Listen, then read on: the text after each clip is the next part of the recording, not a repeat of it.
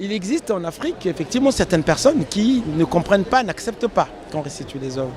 Il y a eu un artiste africain togolais qui disait « Moi j'ai peur que si on nous les restitue, qu'on ne les reperde à nouveau pour une deuxième fois, on va dire, et peut-être de façon définitive. » Pourquoi? Parce qu'il y a des guerres en Afrique, donc les gens se disent il y a une certaine insécurité, donc il ne faut pas restituer.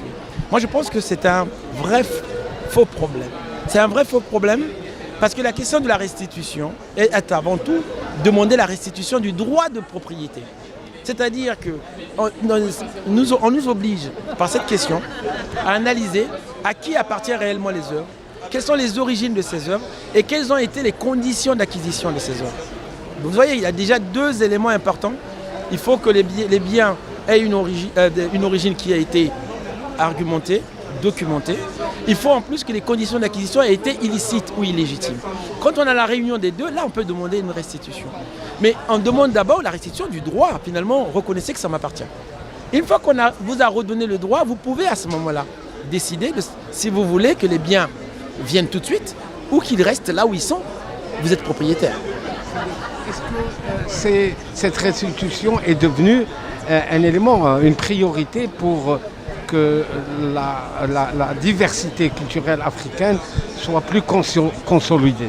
Ah, c'est une très bonne question. Est-ce qu'elle est devenue une priorité? Oui, moi je me l'ai ressenti personnellement comme une priorité. Je veux dire que la jeunesse africaine éveillée doit la considérer comme une priorité. Mais effectivement, dans les faits, nos gouvernants, je n'ai pas l'impression que partout, c'est une priorité. Vous avez écrit un livre, je le vois, vous le portez, sur le chemin de la restitution des œuvres aux Africains. Un petit mot sur... Un petit mot sur le livre. Le livre s'appelle Le Chemin. C'est sur le chemin. C'est-à-dire qu'en travaillant sur le sujet, je me suis rendu compte qu'il n'y a pas une solution immédiate, rapide, simple. La question elle est complexe.